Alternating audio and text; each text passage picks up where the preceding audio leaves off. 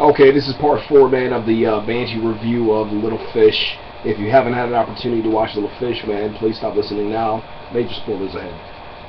What I really appreciated about tonight's episode the most was the attention to detail, man. For every single frame that was presented to us, the flashbacks, everything was perfect, man.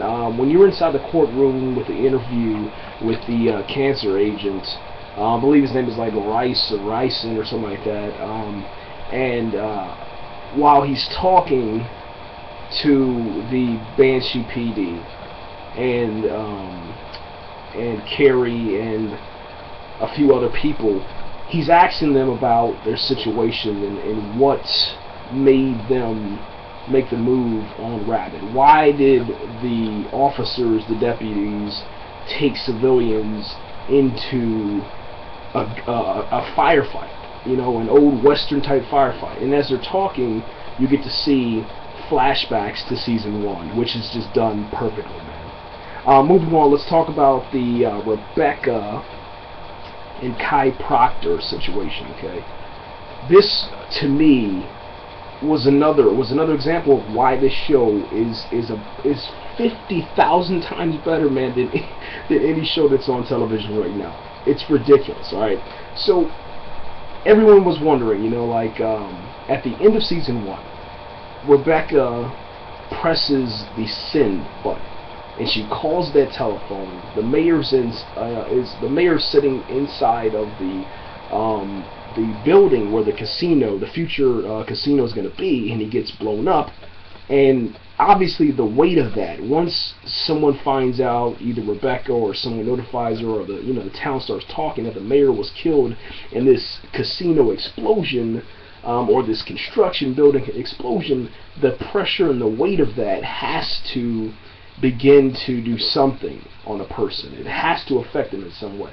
Well, what was interesting, man, is that Rebecca has this moment where she's standing at the standing on a road that's, I'd say, maybe probably like 10 to 20 feet away from her house back in the Amish community, and she's dressed in the Amish gear, and she says this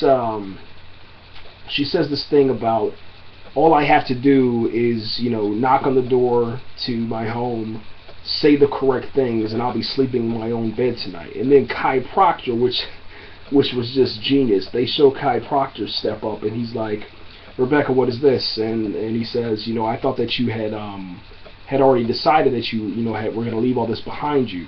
And then he says something to the extent that bodies and death and destruction and madness comes with the job, comes with my lifestyle. You either accept that or you go back to whatever. And she takes off the little Amish headgear and she tosses it on the ground. She jumps in Kai Proctor's car and she sticks her head out the window, and it's just a representation of like freedom in her decision to go forward. But it's gonna be like an adventure, an adrenaline rush, man. From here on out, there is no, it's nuts, man. Like, that's what I'm saying. Like, it's absolutely crazy, man. It's absolutely crazy what's gonna happen in this season, man. Episode 2, we see that the Kai Proctor's meat house or steakhouse, whatever that place is called, there's an explosion. I'm almost 95% sure that it's at his actual factory. They just showed a nice little clip, man, about like a half a second long, man. They show Kai Proctor on the phone, and then he's with that creepy dude with the glasses, and then there's an explosion and blows him forward towards the camera.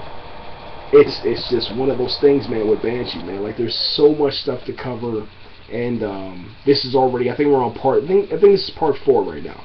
This is podcast number 4.